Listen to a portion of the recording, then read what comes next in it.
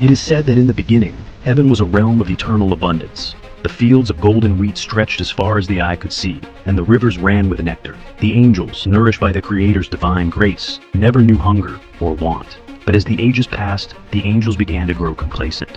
They took their blessings for granted, forgetting the sacrifices that had been made to maintain the balance of the universe.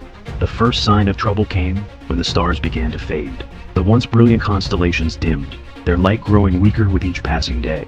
The angels, initially indifferent, soon began to feel the effects. The rivers no longer ran with nectar, and the wheat fields withered. There was no explanation for the famine, and no one could stop it. Desperation spread like wildfire across heaven. The angels, once immortal and all-powerful, now found themselves weakened, starving, and afraid. The archangels, led by Raphael, called a council to determine the cause of the disaster. It was then that they discovered the truth.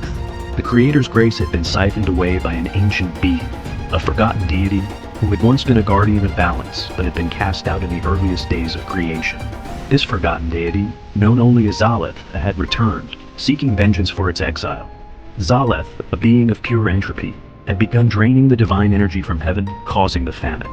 It was a punishment, a reminder that even the divine must maintain balance. Raphael and the other archangels gathered their forces, preparing for war. But as they descended into battle, they realized that they could not defeat Zaleth by force alone. The only way to stop the deity's wrath was to restore balance, to remind heaven of the sacrifices that had been made to sustain it. In the end, the angels made a terrible choice.